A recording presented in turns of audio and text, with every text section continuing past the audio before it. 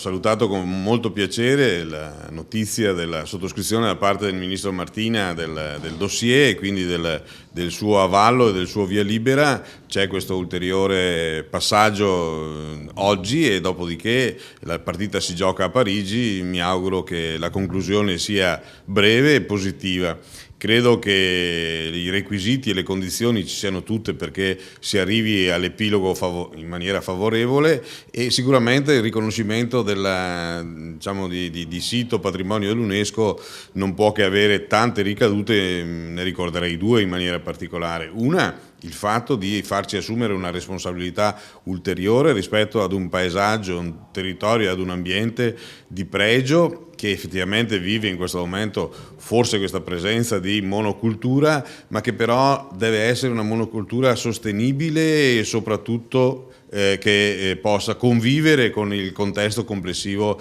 diciamo, della presenza dell'uomo e delle sue funzioni. La seconda sicuramente è anche una ricaduta dal punto di vista del richiamo, perché i siti UNESCO mobilitano milioni di persone a livello internazionale.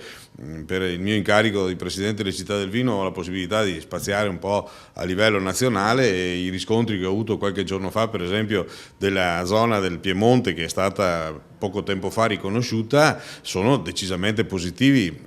Da un'analisi che è stata fatta risulta che siano stati più i benefici delle presenze derivanti dal riconoscimento del sito rispetto al movimento determinato dall'Expo che si teneva poco distante. Ecco, io quindi credo che se questo riconoscimento avverrà dovremo farne non solo tesoro, ma dovremo fare come si dovrebbe fare con i talenti, metterlo a frutto e fare in modo che produca quello che è giusto che produce. L'erba del vicino è sempre migliore, no? E quindi è facile trovare le magagne, sta di fatto che basta girare un po' in giro per il mondo sui territori viticoli evitati per rendersi conto che effettivamente sia dal punto di vista infrastrutturale sia dal punto di vista anche della compatibilità e della convivenza sono stati fatti dei buoni percorsi.